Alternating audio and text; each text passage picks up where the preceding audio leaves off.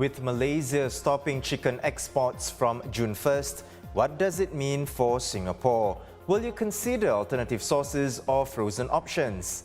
And we find out what's actually causing the supply shortage across the causeway.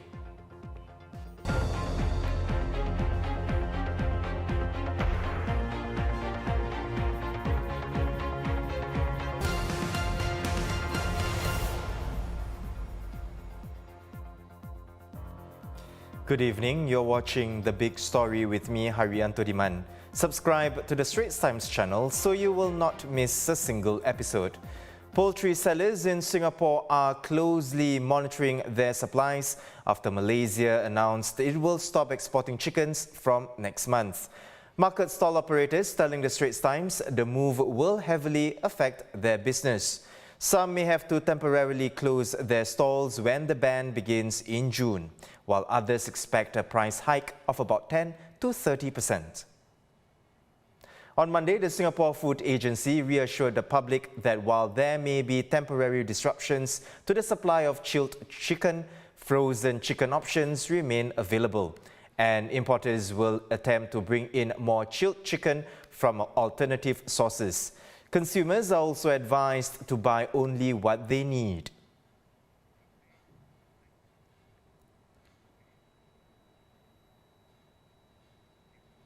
Chicken is the most widely eaten meat in Singapore, with each person consuming some 36 kilograms of it in 2020.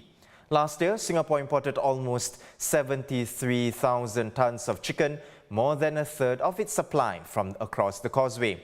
Shoppers we spoke to at one market this morning tell us they're not worried about the potential disruption just yet. I queued out for 2 or 3 chicken to storage it. In case next month we don't have the fresh chicken coming in. I bought 1 chicken and 6 drumsticks and 10 wings. This is my usual one for at least for 1-2 weeks. If the price were to increase, I may probably buy lesser. That's why today I'm trying to stock a little bit. I'm not worried.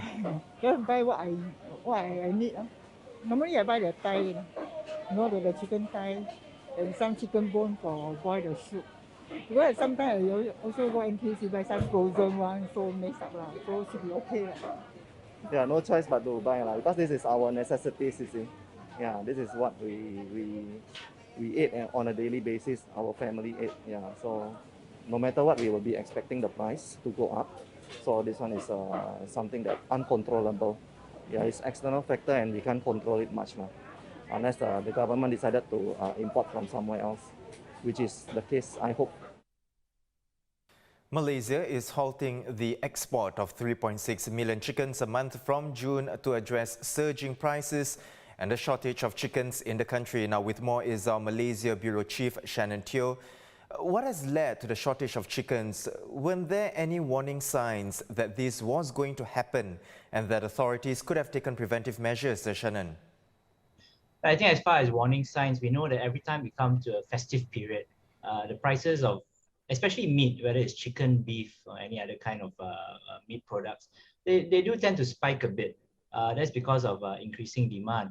I think this particular juncture, what happened was there was a coincidence of the Hari Raya celebrations, as well as what's going on with a global supply crunch, partially due to the crisis in Ukraine. So that's affected chicken feed as well. So the authorities might have thought that the supply crunch and the shortage was a short-term phenomenon, but it's just extended beyond the Hari Raya period.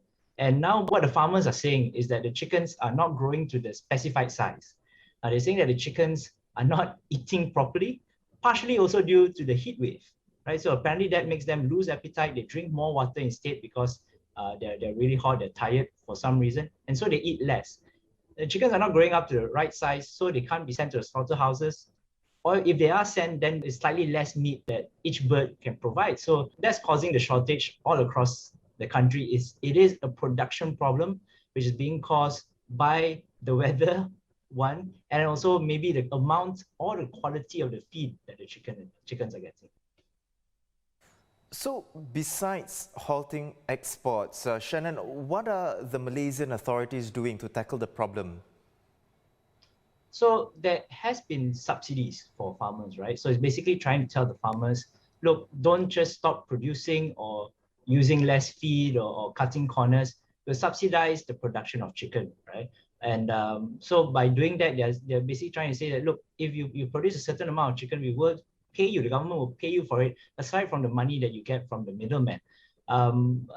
This is apparently not working out very well. A lot of the farmers are saying that even with the subsidies, they're not getting a lot of profit margin. And in fact, at least one a family that I spoke to said that, well, they were already running at a very slim margins or even at losses sometimes before the COVID-19 pandemic. It got worse during the pandemic. And then now that we've fully reopened, prices have not really risen because there is a price cap. The government has imposed a ceiling, but the cost of feed has pretty much doubled in the past 2 or 3 years. So how are we going to make a profit? The subsidies are not enough. That's what they're saying.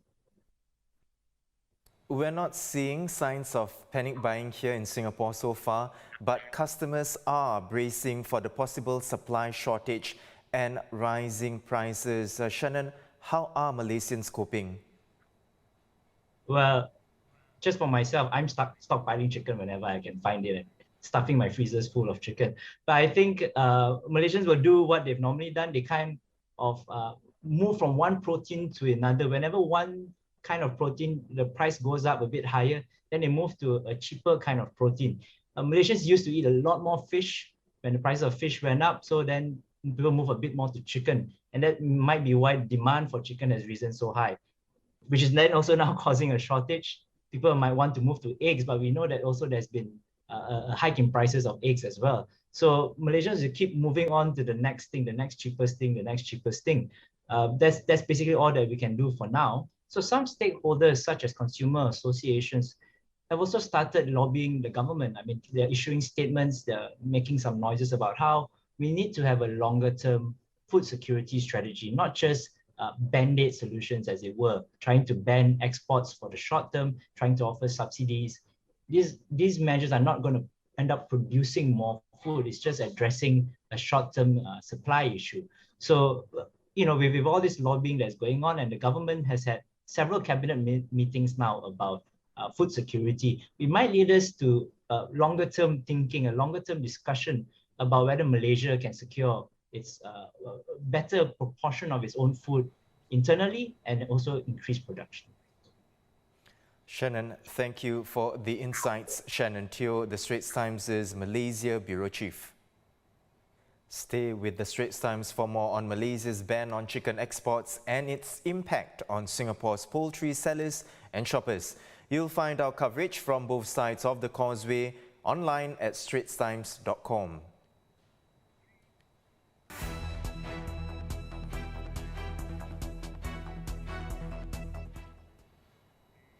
In other news, from next month, those learning how to drive will be able to opt for an electric vehicle at ComfortDelGro Driving Centre for their Class 3A license course. 5 Hyundai Kona electric standard range will be added to the centre's training vehicle fleet on June 1st.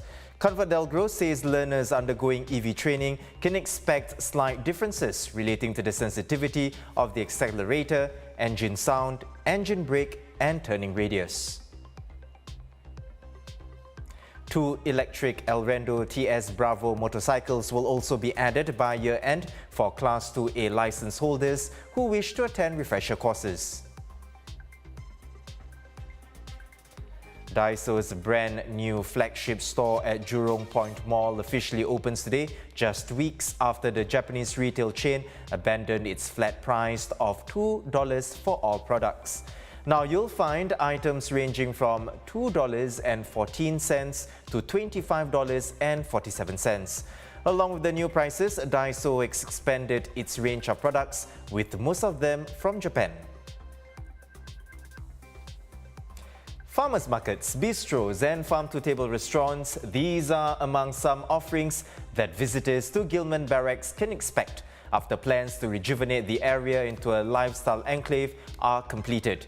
The rejuvenation plans are carried out across 2 phases from February this year to early next year. The Singapore Land Authority will also upgrade the area's infrastructure, including adding covered walkways and building a new playground.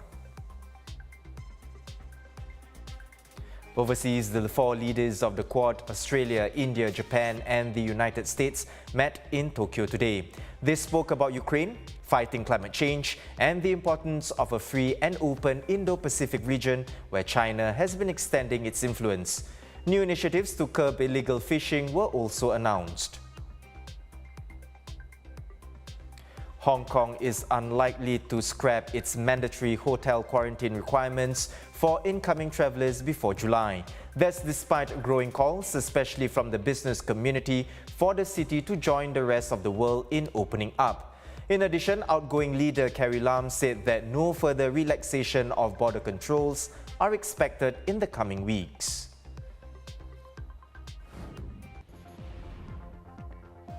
Visit straitstimes.com for more news and our YouTube channel for more videos. Subscribe by hitting the red button below. I'm Haryanto Diman. See you tomorrow for more stories on The Big Story.